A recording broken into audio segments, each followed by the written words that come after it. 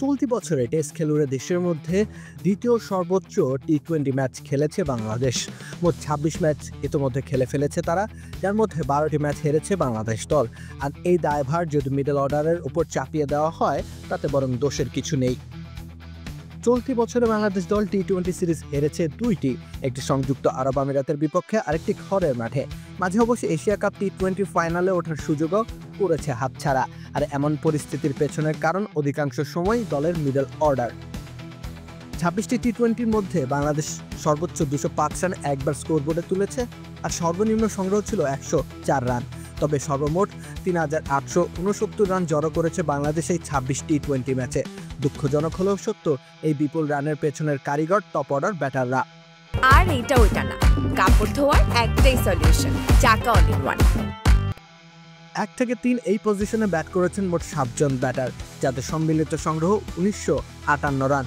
অর্থাৎ দলের সংগ্রহের প্রায় ৫০% রানই এসেছে টপ অর্ডার ব্যাটারদের হাত ধরে। অন্যদিকে দলের ৪ থেকে ৬ এই ৩ পজিশনে ব্যাট করেছেন মোট ৮ জন ব্যাটার। এদের সম্মিলিত রানের সংখ্যা ১,২০৭, অর্থাৎ স্রেফ ৩১% রান নিতে পেরেছেন মিডল অর্ডার ব্যাটাররা। এর মধ্যে ১৮ ইনিংসে সর্বাধিক ৩৯০ রান করেছেন মিডল অর্ডার ব্যাটারদের মধ্যে তাহিদ হৃদয়। তবে দৃষ্টিগত ছিল তার স্ট্রাইক রেট, স্রেফ ১১৪.৭০ স্ট্রাইক রেটে রান তুলেছেন তিনি। টি-20-তে বড্ড বেমানান স্ট্রাইক রেট, রীতিমতো ওয়ানডে ধাঁচে ব্যাটিং করেছেন তাহিদ হৃদয়। আর সেখান থেকে বরং বাংলাদেশের রান তাড়া কিংবা রান সংগ্রহ কচ্ছপের গতি ধারণ করে।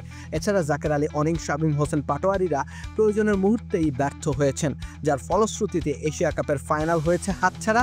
ঘরের মাঠে ১৫০ রানও বাংলাদেশ করতে পারেনি তারা। মিডল অর্ডারের এই দুর্দশার সমাপ্তি কোথায় সেটা বরং অজানা। তবে সর্বোচ্চ ছক্কা হাঁকানো বুলি আওড়ায় একটা পর্দা দিয়ে আড়াল ঠিকই করার চেষ্টা করা হচ্ছে।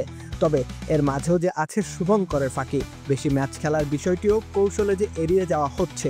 গোড়ায় গলদ রেখে মগডালে পাখির বাসা নিয়ে উচ্ছ্বাস বাংলাদেশের। রাকিব হোসেন রুম্মান, খেলা ৭১।